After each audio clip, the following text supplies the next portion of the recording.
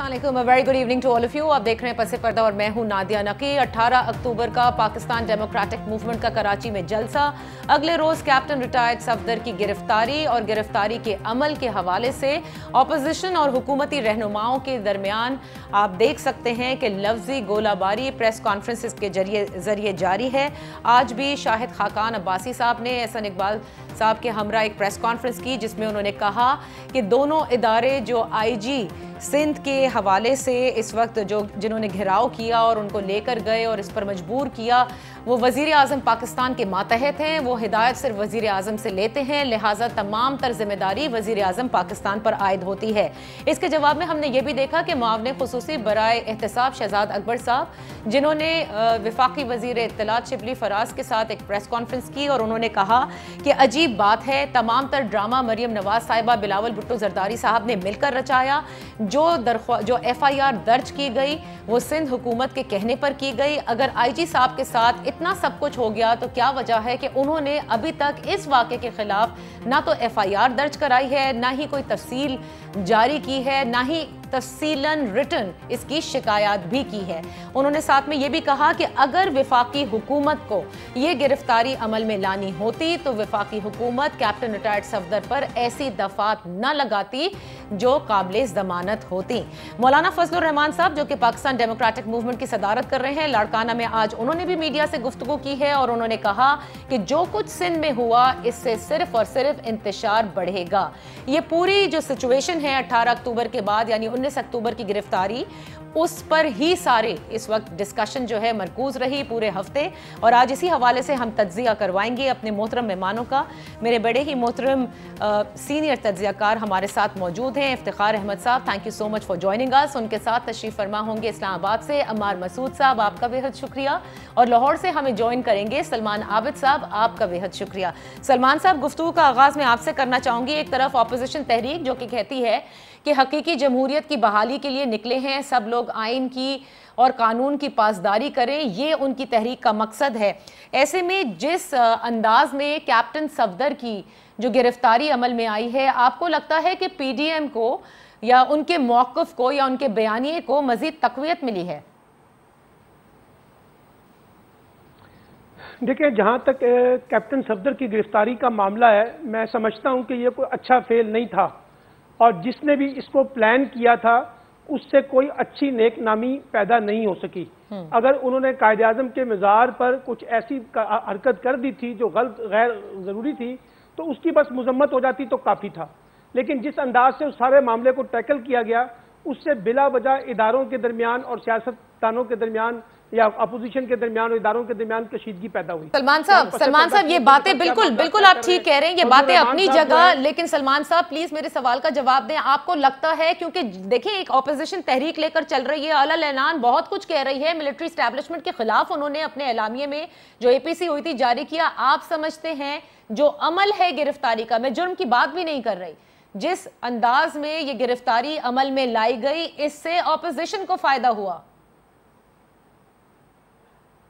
जी लाजमी बात है, मैंने तो पहले कहा है कि इसका फायदा अपोजिशन जमातों को आगे चल के बात करेंगे, क्योंकि जो बयानी एक मिनट सलमान साहब, इस पर आगे चल के जरा ओपनिंग रिमार्क्स ले लेते हैं बाकी गेस्ट से भी इसी बात के ऊपर, क्योंकि जो आप डिस्टेंस की बात कर रहे हैं, इस बयानी की नफी बिलावल भुट्टो जरदारी साहब ने अलल ऐलान अपनी इस प्रेस कॉन्फ्रेंस में की थी जिसमें उन्होंने मुतालबा किया था कि इस पर इंक्वायरी सेटअप होनी चाहिए और रेड लाइंस क्रॉस की गई हैं। मैं आपकी तरफ आती हूँ, अब सब दारो मदार इंक्वायरी की तरफ चला गया है अम्मार, और इंक्वायरी का रिजल्ट क्या निकलेगा ये बड़ा अहम आपके नज़दीक होगा, या हमारे यहाँ इस तरह से बड़ी इंक्वायरियाँ भी होती हैं कि आज खुद मौलाना फजलुर रहमान साहब ने ये कहा, ये बड़ी अजीब बात है, ये कैसी इंक्वायरी है कि जिन पर जुर्म का इल्ज़ाम है उन्हीं को इंक्वायरी करने का कह दिया गया है। Will the inquiry result actually change the path for PDM, you think? देखिए, दो सवालात हैं कि पाथ चेंज होगा और दूसरा इंक्वायरी का कोई नतीजा निकलेगा। तो देखिए, जिनकी तरफ से इस जुर्म का इर्तकाब हुआ है अगर वही इंक्वायरी करेंगे तो फिर बहस का नतीजा कोई नहीं निकलेगा। आप देखिए, मीडिया बहुत खुल गया है, अब कम से कम कुछ ना कुछ बातें हम लोग करना शुरू हो गए हैं, चैनल्स ने भी हिम्मत पकड़ी है। हर दूसरा सियासतदान, हर दूसरा एंकर कम से कम आसिम बाजवा के असासों का नाम तो ले ही लेता है।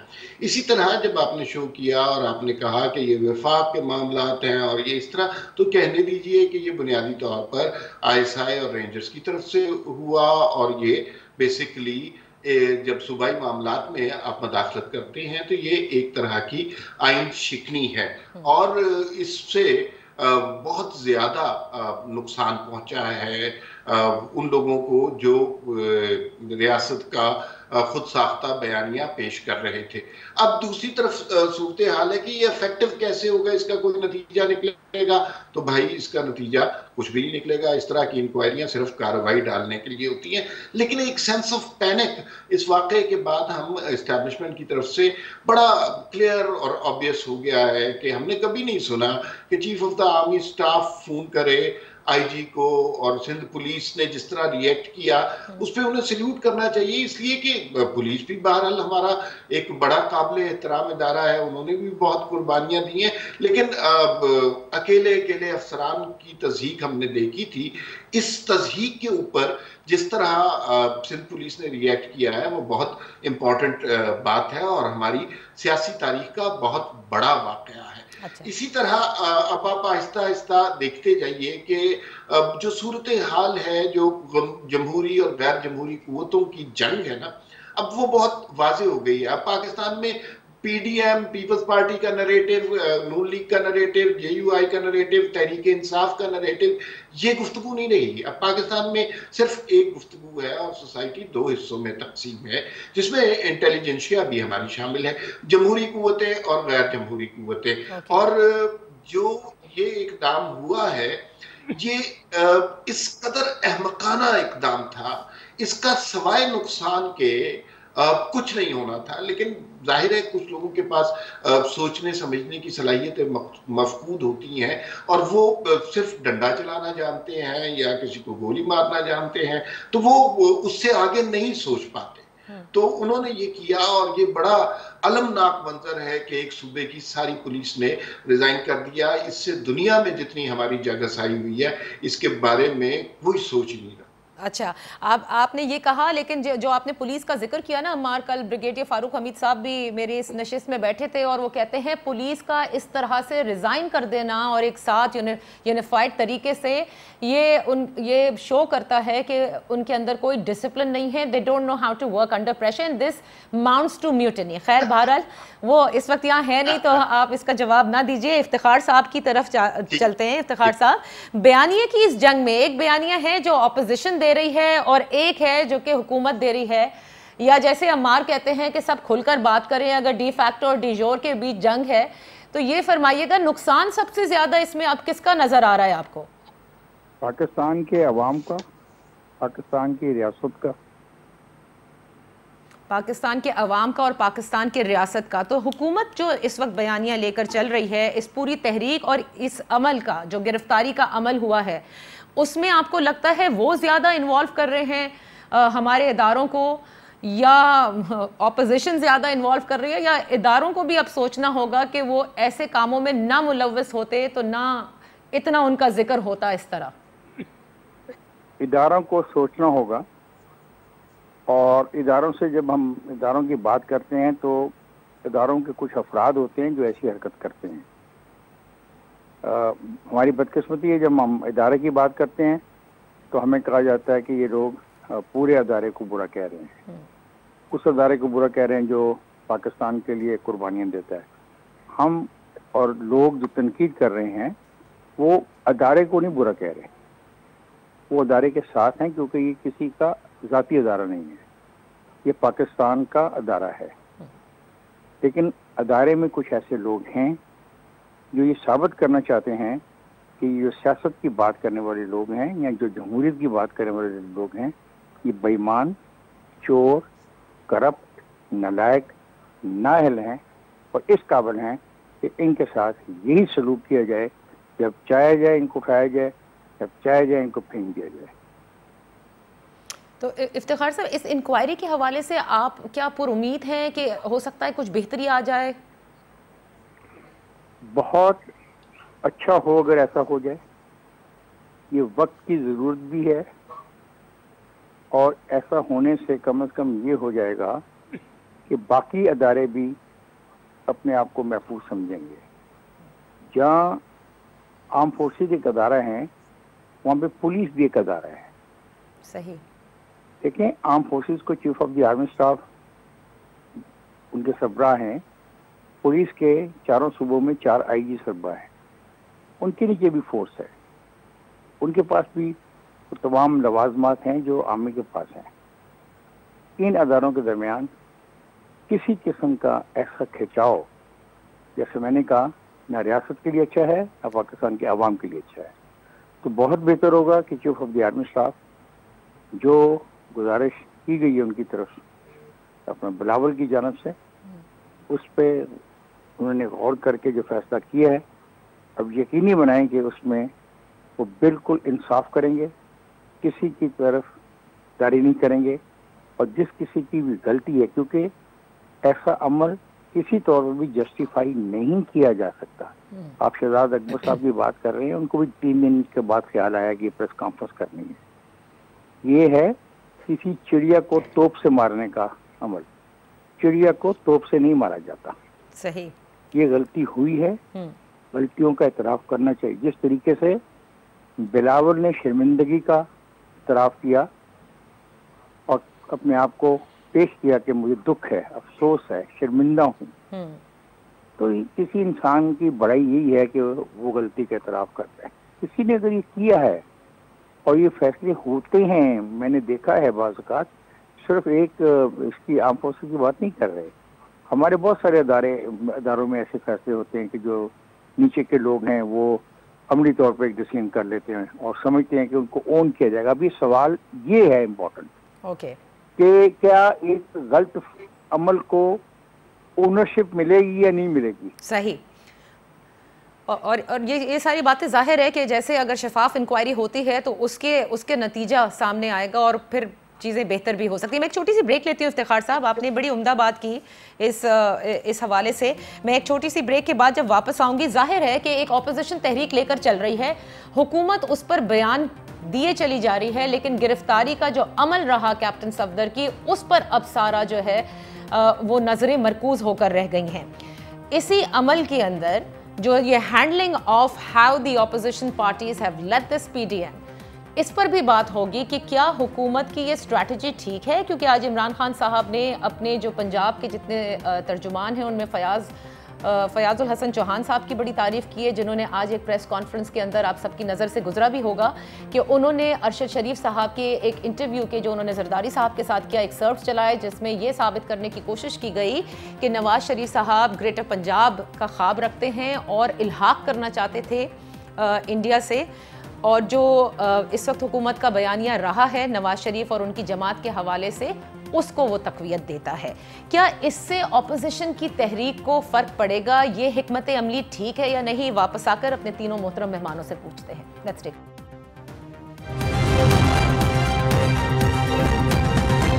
Welcome back. प्रोग्राम के इस हिस्से में ज़रा अपने तीनों मोहतरम मेहमानों से, जो तीनों सीनियर तज्ज़ियाकार हैं, पूछेंगे कि उनका क्या तज्ज़िया है जो हुकूमत की अब तक की हिकमत अमली रही है, ऑपोजिशन तहरीक से निमटने के लिए वो किस हद तक ठीक चल रही है, और अगले जैसे जैसे प्रोग्राम आगे जाएगा उसमें फिर पीडीएम के लिए अगला रास्ता कितना कठिन है, क्योंकि आज भी बड़े फैसले सामने आए हैं। सलमान आबिद साहब, स्टार्टिंग फ्रॉम यू, आपको क्या लगता है ये हिकमत अमली ठीक है? गुजरांवाला के जलसे से पहले 7 दिन तक हुकूमत बहुत कुछ कहती रही, ये नहीं भर पाएंगे, इतना क्राउड नहीं आएगा, ये नहीं होगा, वो नहीं होगा। उसके बाद फिर 18 अक्टूबर का जलसा और 19 की जो ये प्लानिंग थी, इस सब से जिस तरह भी गिरफ्तारी अमल में आई, इससे लेके आज तक आपको लगता है यही हिकमत अमली ठीक है? प्रेस कॉन्फ्रेंसेस करते रहें और ऑपोजिशन जमातों के ऊपर जो करप्शन के इल्ज़ाम है ये लगाते रहें, इसी से सब कुछ बेहतर होगा और जो अवाम है उसमें इनका बयानिया जो है वो ज़्यादा जोर पकड़ेगा?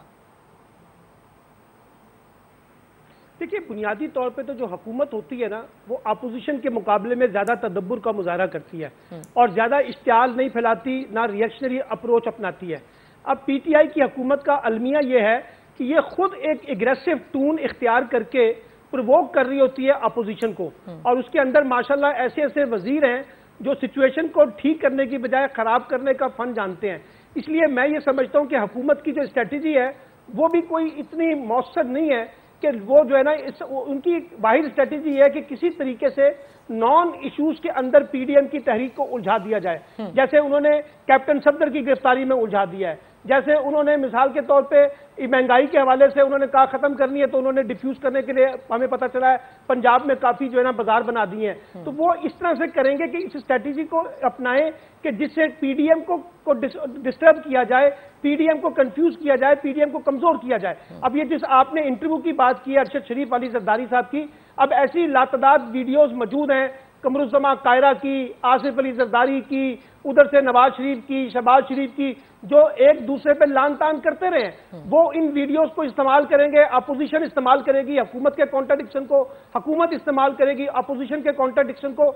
इससे होगा क्या? इससे वही होगा जो इफ्तिखार साहब कह रहे हैं कि आपके सियासी माहौल में जो तलखी बढ़ेगी और हुकूमत और अपोजिशन का जो डेफिसिट बढ़ेगा, उसकी नतीजे में इदारे भी सवालिया निशान लगेंगे, क्योंकि इस वक्त इदारों पे भी निशाना बनाया जा रहा है। ये जो पीडीएम है, आप आहिस्ता आहिस्ता देखते जाइएगा, इनकी तहरीक के अंदर जो डिवीजन है ना वो बड़ी वाज़े होती जाएगी, टूट फूट की होगी। उसकी वजह यह है कि सबका इत्तेफाक नहीं है एक स्ट्रैटेजी के ऊपर कैसे डील करना है। इमरान खान की हुकूमत को घर भेजना है, अच्छा अब इमरान खान की हुकूमत को घर भेजना है, लेकिन अवामी ताकत से नहीं भेजना, हमने तो एस्टेब्लिशमेंट की मदद से भेजना है। एस्टेब्लिशमेंट से मुतालबा किया जा रहा है कि वही इमरान खान को बाहर निकाले। भाई जब वो बाहर निकालेंगे तो फिर अपनी सियासत भी करेंगे। तो आप क्यों इनवाइट करते हैं एस्टेब्लिशमेंट को? आप अवामी ताकत पे, सियासी जद्दोजहद की बुनियाद पे इमरान खान को चलता करें। आपके पास तहरीक-ए-इत्तेमाद का ऑप्शन है, आपके पास इस्तीफों का ऑप्शन है, लेकिन मुतालबा जो है वो जनरल बाजवा से किया जा रहा है कि जी वो उसको निकालें। अच्छा, आप ऐसा इसको रीड कर रहे हैं, आप अग्री करते हैं अमार जो बात सलमान ने कही, और ये जो दानिशमंदाना तरीक़ाकार है जो तदब्बुर दिखाना चाहिए हुकूमत को वो नहीं दिखा रही। स्ट्रैटेजी आज भी खान साहब की यही नजर आती है कि तुंद और तेज बयानिए होने चाहिए और खुलकर आड़े हाथों लेना है ऑपोजिशन को। मैं बहुत एहतराम करता हूँ सलमान आबिद साहब ने जो गुफ्तगू की, लेकिन बड़े एहतराम से उससे इख्तलाफ करता हूँ। मेरे ख्याल में हम हुकूमत को ज़्यादा पॉइंट्स दे रहे हैं या उन्हें ज़्यादा नंबर दे रहे हैं। सवाल तो ये पैदा होता है कि क्या ये जो कुछ हो रहा है वो हुकूमत कर रही है या हुकूमत से बाला कुव्वतें कर रही हैं। आपको भी पता होगा, आप सहाफ़ी हैं, हमारे बाकी दोस्त भी सहाफ़ी हैं, उनको पता होगा कि काबीना के इजलासों में बाज़-औक़ात वज़ीर आज़म को बुलाया नहीं जाता क्योंकि ज़रूरत नहीं समझी जाती। बाज़-औक़ात काबीना के इजलास पिंडी में भी हो जाते हैं, बाज़-औक़ात काबीना के वज़रा की तैनाती हो जाती हैं, इमरान खान को खबर नहीं होती। पेट्रोल की कीमत चढ़ गई है तो उन्होंने खुद तस्लीम किया कि मुझे बाद में पता चला, डॉलर की कीमत चढ़ गई उन्हें बाद में पता चला। तो ये सवाल ये पैदा होता है कि क्या ये फैसले इमरान खान कर रहे हैं या इमरान खान से बाला कुव्वतें कर रही हैं। दूसरा, सलमान आबिद साहब ने ये फरमाया कि अगर हम किसी इंस्टीट्यूशन के हेड पे बात करते हैं तो इसका मतलब इंस्टीट्यूशन ने ही होता है। मैं इससे इत्तेफाक नहीं करता, इसलिए कि अगर क्रिकेट टीम का कप्तान अच्छा डिलीवर ना कर रहा हो, वो हर मैच में नाकाम हो रहा हो, वो सिफर पे आउट हो रहा हो और विकेट भी कोई ना ले रहा हो और कैच भी छोड़ रहा हो, तो फिर ऐसे मौके पे आप सारी क्रिकेट टीम को फायर नहीं कर देते, आप कप्तान तब्दील करते हैं, उससे सूरत हाल बेहतर हो जाती है। तीसरी बात ये है कि ये जो स्ट्रेटजी अपनाई गई है, ये स्ट्रेटजी हुकूमत की स्ट्रेटजी है ही नहीं। मसलन मुझे नहीं पता, मैं इस पर बड़ा हैरत होगी मुझे अगर इमरान खान को एक्चुअली सिंध वाले वाक़या होने से पहले इल्म होगा। इमरान खान जो है ना इस सियासी डिबेट में सबसे गैर अहम किरदार हैं और कोई उनके बारे में बात नहीं कर रहा, अपोजिशन भी उनके बारे में कोई उनको हदफ नहीं बनाना चाह रही, और ये उन्होंने बड़े वाज़े तरीके से मुख्तलिफ तरीकों से कह दिया है। दूसरी बात ये है कि ये जब बाजवा से बात करना चाहते हैं, डील करना चाहते हैं उन्हीं की क़ुव्वतों के जरिए, मेरे ख्याल में अगर किसी के जहन में, किसी भी सेन ह्यूमन बीइंग के जहन में अगर उसके बाद भी ये बात आ रही है कि नहीं ये बुनियादी तौर पर उन्हीं क़ुव्वतों से कुछ मदद चाह रहे हैं, तो ये इससे ज्यादा गलत बात क्या हो सकती है? नहीं तो फिर अमान वो किससे चाह रहे हैं? ये पूरी पीडीएम जो सलमान साहब कह रहे हैं किससे मदद लेगी? इमरान खान साहब नहीं जाएंगे, जाहिर है कभी भी ऑपोजिशन के जलसों से, तहरीकों से हुकूमतें नहीं गिरी, इमरान खान साहब ने भी पूरी कोशिश कर ली थी। दूसरी बात ये इस्तीफे या तहरीक अदम एतमाद, ये दो वो रास्ते हैं जिससे वो वाकई उनको घर भेज सकते हैं। So ultimately everyone feels that the Pakistan Democratic Movement is building that pressure कि वो चाहते हैं कि खुद इदारे आए और डील की बात हो। अच्छा नहीं, मुझे कुछ मालूमात और हैं, और एक कोशिश की गई लंदन में कुछ हरकारे भेज के गुफ्तगू का आगाज करने की, लेकिन नवाज शरीफ ने उससे इनकार कर दिया। ये नवाज शरीफ की तकरीर के बाद के अगले दिन का वाकया है। तो वो अब उन्होंने सरेआम ट्वीट भी कर दिया कि जो शख्स मेरी पार्टी में से या मेरे मेंबरान में से कोई अगर इस्टेब्लिशमेंट से मिलेगा तो वो पार्टी से फारिग कर दिया जाएगा। तो मतलब चीजें हम अजीब लोग हैं ना। ये बता दें मोहम्मद गुलैर के बारे में क्या स्ट्रेटेजी थी, ये बता दें जरा। हाँ, वो जाती मुलाकात के लिए गए थे। देखिए वहां पे इस्टेब्लिशमेंट से नहीं, मुझे इसका जवाब देने दें। बहुत अच्छा सवाल है। गलती हुई है। जब भी दुनिया में कोई फैसले होते हैं तो वो लड़ाई मार कुटाई या फायरिंग से नहीं होते। बुनियादी तौर पर लोगों को कहीं बैठ के कुछ फैसला करना पड़ता है। उस मुलाकात की इतनी अहमकाना तरीके से खबर दी गई कि उसके बाद गुफ्तगू का सारा रास्ता मसदूद हो गया। उसके बाद ही नवाज शरीफ ने कहा कि मेरी पार्टी का कोई शख्स, आप मान रहे हैं कि पहले गुफ्तगू हुई है ना? नहीं, मैं ये बिल्कुल नहीं मान रहा। मैं ये कह रहा हूं कि फर्ज कीजिए सलमान आबिद साहब, मेरा और आपका किसी बात पे इख्तलाफ है, हम अल्टीमेटली उसको कोई जंग थोड़ी करेंगे। मैं और आप बात करेंगे, एक टेबल पर बैठेंगे और उस मसले का हल निकालेंगे। कुछ आप अपनी गलतियां मानेंगे, कुछ मैं अपनी कोताहियां मानूंगा। दुनिया में मसाइल ऐसे ही हल हो। अच्छा, let's take this a little bit forward. Iftikhar साहब, आपने ये दोनों मेहमानों की गुफ्तगू सुनी। एक तो मैं आपसे ये जानना चाहूंगी कि जाहिर है जमहूरियत में ऑपोजिशन का हक है, वो एहतजाज भी करती है, लेकिन क्या हुकूमतों को इसी तरह डील करना चाहिए? यही हिकमत अमली होती है या अपनी गुड गवर्नेंस दिखा के अवाम के मसाइल को हल करके दिखाते हैं? क्योंकि पिछले दौरे हुकूमत में जब ऑपोजिशन पीटीआई की थी तो एक तरफ वो धरना दे रहे थे, दूसरी तरफ वो इंफ्रास्ट्रक्चर डेवलपमेंट भी चल रही थी हुकूमत की जानिब से। Do you think Pakistan Tehreek Insaf की हुकूमत has something to show to the people of Pakistan in 2 years कि हमने इतना अच्छा काम कर दिया है, अब ये जो कुछ भी कह रहे हैं ये अपनी करप्शन बचा रहे हैं या अपने इक्तदार की जंग लड़ रहे हैं? अब मुझे भी कुछ थोड़ा सा वक्त दीजिएगा। जी, क्योंकि बहुत अहम सवालात उठा दिए गए। पहला जो सवाल है कि ये क्या रहा है। मैंने जैसे पहले कहा कि आप जरूरत से ज़्यादा ताकत का इस्तेमाल किया गया एक गिरफ्तारी के हवाले से। वो गिरफ्तारी एयरपोर्ट पे भी हो सकती थी, वो गिरफ्तारी उसको कहा जाता था, वो खुद नीचे आके गिरफ्तारी भी दे सकता था। वो ऐसा आदमी नहीं है कि गिरफ्तारी से भागेगा। लेकिन कुछ लोग कहीं पे ये बैठ के साबित करना चाह रहे थे कि जो ये सिंध की हुकूमत है और सिंध की हुकूमत का जो इंतज़ामी ढांचा है, हमें इसकी कोई परवाह नहीं। उन्होंने सिंध के हुकूमती ढांचे को शर्मिंदा करने के लिए, बेबस करने के लिए ये सब कुछ किया। हालांकि उस ढांचे का incharge prime minister of Pakistan है।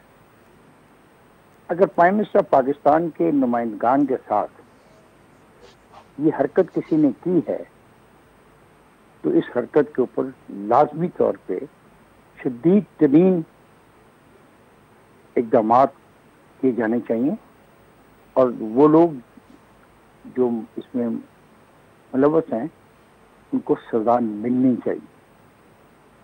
रियासती अदारे खा वो पुलिस की शक्ल में हो, FBI की शक्ल में हो, ख्वाजा पाकिस्तान की शक्ल में हो, वो अदलिया की शक्ल में हो, उनके साथ ऐसा सलूक किया जाना, उनके सरबराहों के साथ ऐसा सलूक किया जाना उनकी तौहीन नहीं है, उन अदारों की तौहीन है।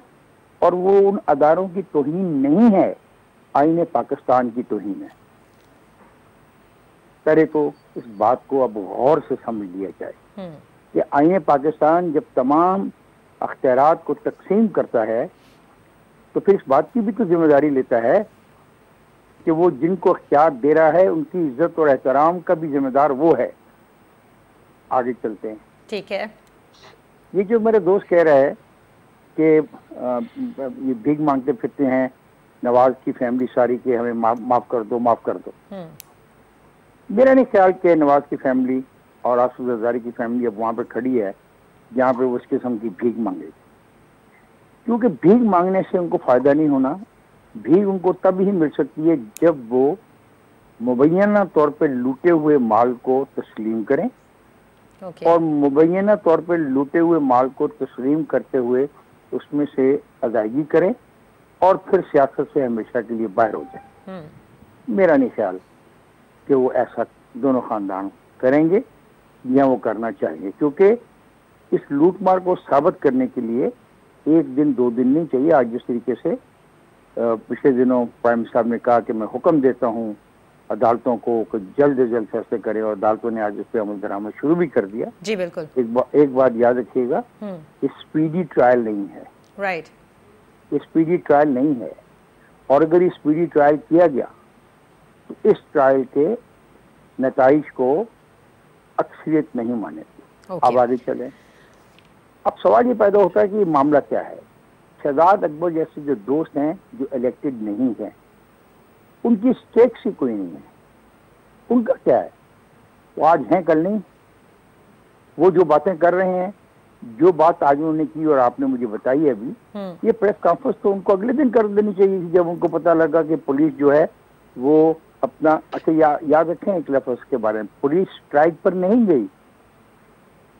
पुलिस स्ट्राइक पर नहीं गई, पुलिस ने छुट्टियां मांगी, और छुट्टी मांगनी मेरा हक है।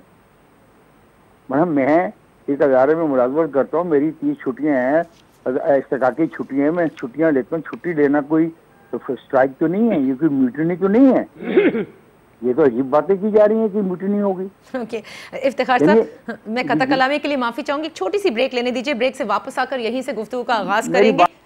पहले भी आपने उधर बहुत ही टाइम दे दिया। मैं देखें कोई बातें ऐसी हैं जो बड़ी संजीदा है, हमें एक दूसरे को समझना चाहिए और समझाना चाहिए। मैं उम्मीद करता हूँ कि जब ब्रेक से आप वापस आएंगी तो मुझे मौका देंगे। जी बिल्कुल बिल्कुल इफ्तिखार साहब, आप ही की से हम स्टार्ट करेंगे। Let's just take a very quick break.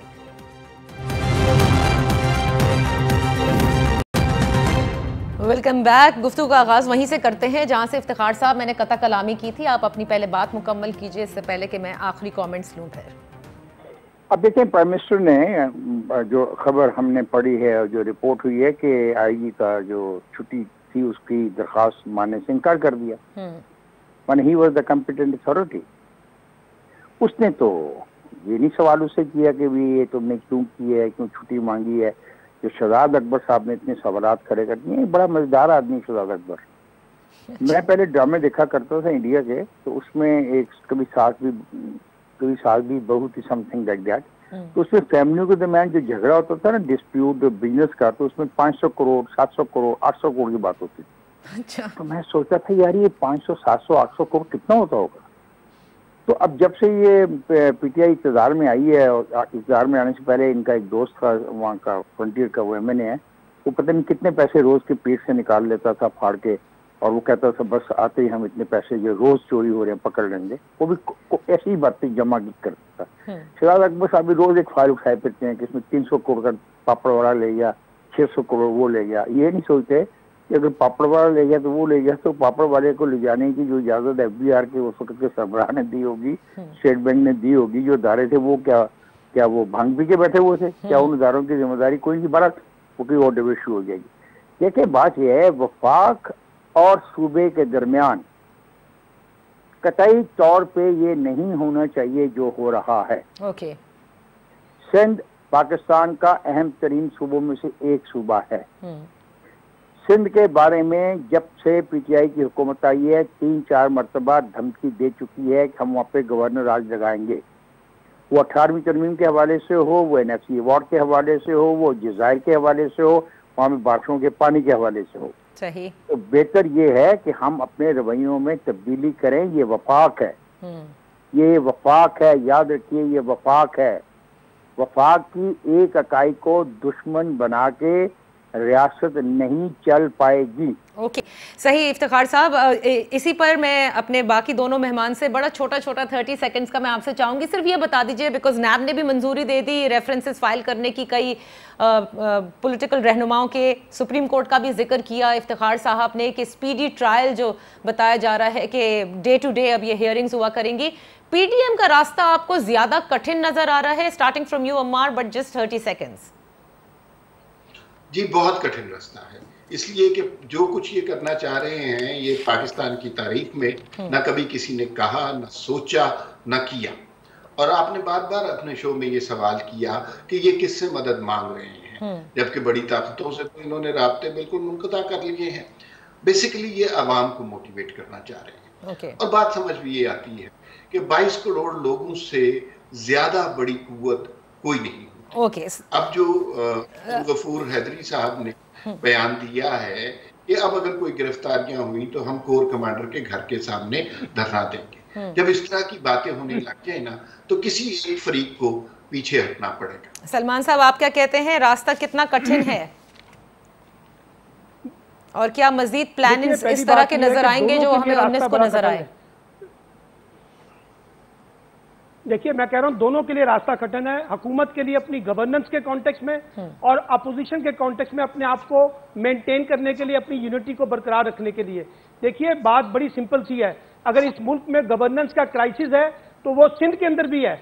Sindh में कोई दूध की नहरें नहीं बह रही, वहां जो महंगाई है, वहां जो गवर्नेंस के इश्यूज है वो पीपल्स पार्टी को रिजॉल्व करने हैं हर सूबे को। और 18वीं तरमीम के बाद गवर्नेंस का मेजर इशू जो है वो सूबाई हुकूमतों के साथ जुड़ा हुआ है, लोकल गवर्नमेंट सिस्टम के साथ जुड़ा हुआ है। इसलिए मैं आने वाले दिनों में ज्यादा इंतशार देख रहा हूं, हुकूमत और अपोजिशन के दरमियान ज्यादा टकराव देख रहा हूं और इसी के नतीजे में जो इदारे हैं उनको भी टारगेट किया जाएगा। कोई अच्छी सिचुएशन इस वक्त ना हुकूमत के लिए, ना अपोजिशन के लिए, ना रियासती इदारों के लिए। ओके जी, thank you so much for joining us. वैसे बहुत ही इंटरेस्टिंग ये दिलचस्प गुफ्तगू रही। मेरे तीनों मेहमानों की अपने अपने एक सोच, अपना एक तज्जिया जो कुछ अभी तक हो रहा है, लेकिन बड़ी इंपॉर्टेंट बात जो कही गई और तीनों मेहमानों की तरफ से आई कि जब ऑपोजिशन और हुकूमत के दरमियान इतना ज़्यादा लॉगर हेड्स हो जाए तो कहीं ना कहीं एक दरमियाना रास्ता होता है। वो बातचीत का अमल नहीं रुकना चाहिए आपस में, क्योंकि इंतशार की सियासत या इंतशार अगर ज़्यादा बढ़ता जाएगा तो फिर एट दी एंड जो नुकसान है वो रियासत का और अवाम का होगा। देखना यह है कि आगे जो PDM का रास्ता है वो कितना सख्त होता है और हुकूमत कितना दानिशमंदाना फैसले करती है और अपनी जो गवर्नेंस है, क्योंकि ऑपोजिशन को अगर हुकूमत किसी स्ट्रैटेजी से सबसे ज़्यादा डील कर सकती है तो वो अपने डिलीवरी से करती है, अपनी गवर्नेंस से करती है। इस पर फोकस रहेगा या फिर तुंदो तेज़ जो बयानात हैं, फोकस यही रहेगा। We will keep you updated and keep an eye on what's happening in Pakistan. Take care. Inshallah joining you next week. Allah Hafiz.